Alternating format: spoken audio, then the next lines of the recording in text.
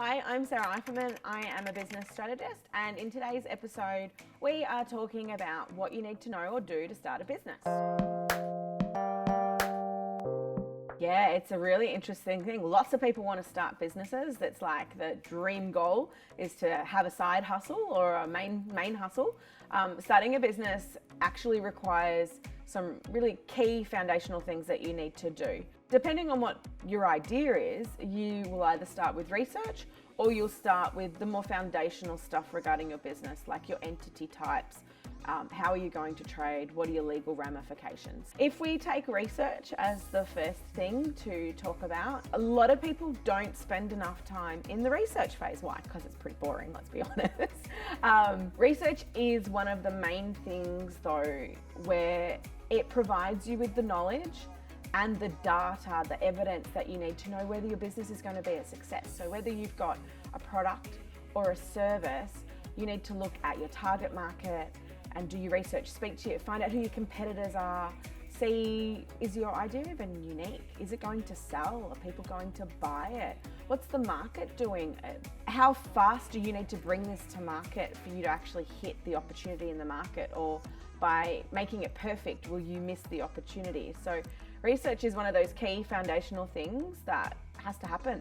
You just can't not do it. When you're in the exciting stage of building a product or a service, and it's all in your head and you're all really excited about it, you think the product or the service is the most amazing thing on the planet, but you're not other people, and you need to do that research and that funneling, that pushback to see whether it is something that is saleable, that people will pay money for. And that's a common thing. A few years ago, I had a business that was an online shop. I used to bring back things from when I traveled overseas. It was called Treasures of My Travels because it was legitimately the treasures of my travels. And I'd support local businesses, and I always thought it was amazing. My stuff was amazing. I always got compliments on it. The bit that I missed was that people didn't want to pay what it would cost me to bring the products in. And my understanding of being able to look at a piece of silk and know its worth versus someone that's never traveled and seen those things with their own eyes meant that on an online shop they wouldn't purchase because they couldn't it wasn't tangible for them. So had I done a bit more research, I would have maybe found a better way to sell the product, or I would have made better decisions when we visually created the website, or we would have looked at my sales funnel better and known how to get better outcomes. When you've done your research and you're pretty happy that you've sorted that out, the next step is to actually go and speak to someone and get some professional advice about the right entity type for you.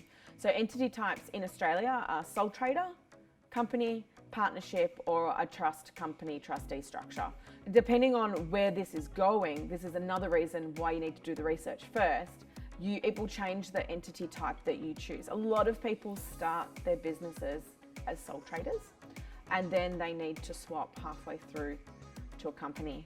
And the problem with that is that in Australia specifically, it redoes your business numbers, but it would be the same thing anywhere in the world where your structure changes.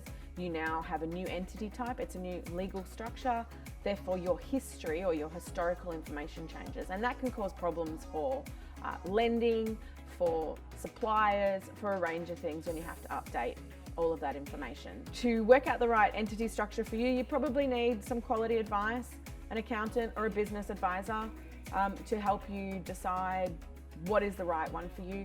Sole traders usually the place most people start because it's free. You don't need to pay to set up that structure.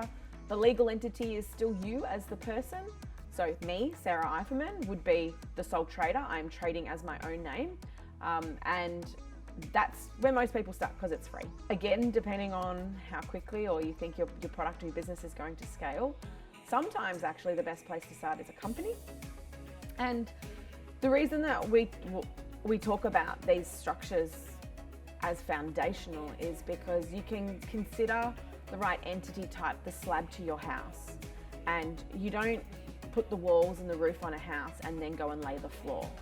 And that's exactly how at Helix we really see the entity type being so important, because you can't scale a business as a sole trader most of the time.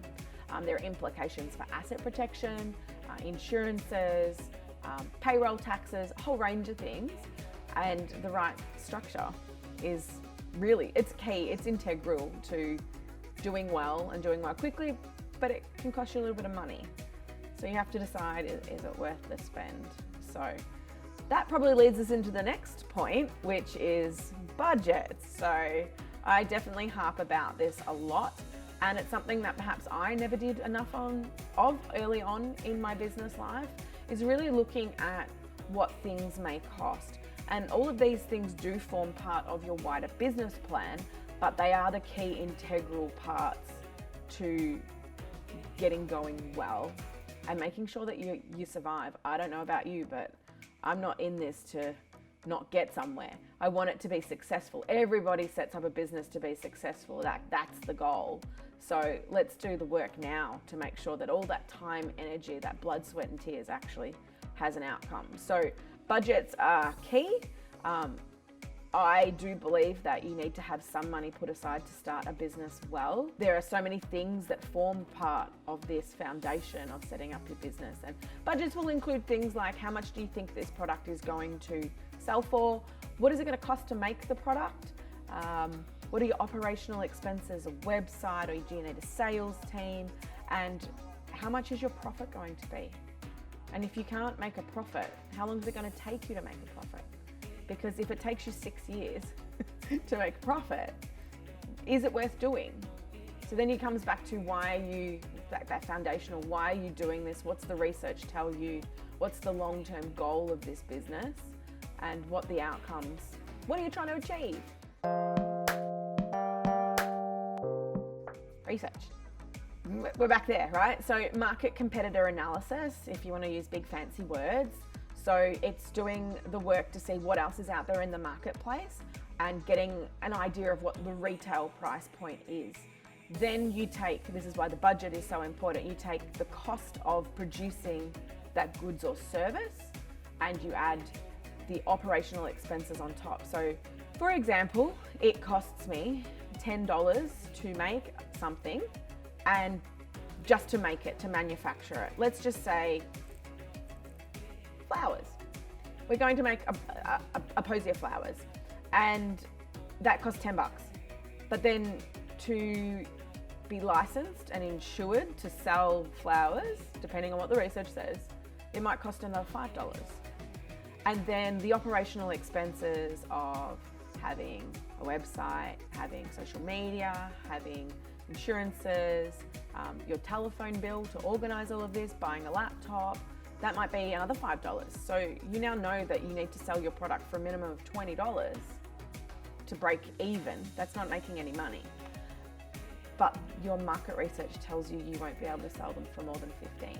So you could spend 3 years trying to break the market with your flowers, but you'll never break the market because no one's going to pay what you think they're worth to make a profit for you when the market is saying, no, it's 20% less than, 25% less than what you're trying to sell it for. Selling something is always going to come with its challenges, but if it's priced right to start with, you're going to have more options for success. And then as you scale your development, your manufacturing, your profit margin might increase because you're bringing down those costs of manufacture. Yeah, absolutely. There's lots of different ways you can do it. I mean, we have a downloadable worksheet that you can use. It can be quite scary for people that have never done this sort of stuff before. But realistically, it comes down to working out your costs to produce, working out your costs to sell, and then working out how much money you want to make and how quickly you think it's going to take you to be able to sell it. So if it's 3-month turnaround time from your manufacturing to when you get paid and post the items out, you need to have enough money in a slush fund to cover your costs of operating until that period of time. I definitely believe it's something to do. Some people fluke it, they do really well, they don't do any of this stuff, and they have an amazing business opportunity.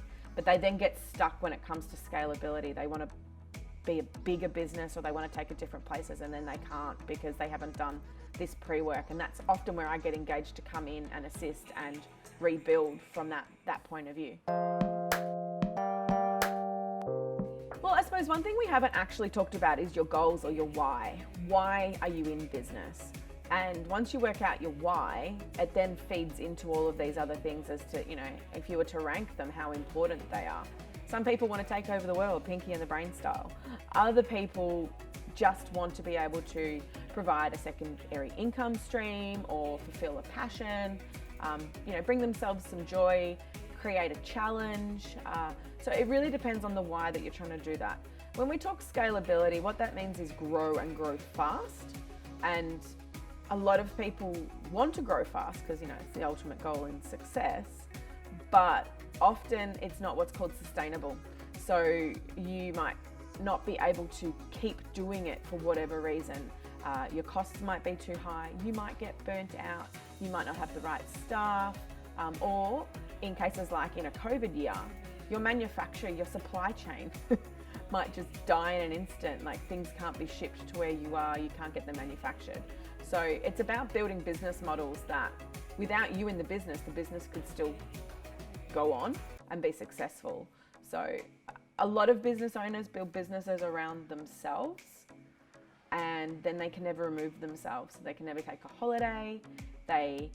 If they get sick or they have children, they can't take time out, or they just burn out because every living, waking moment is spent on their business.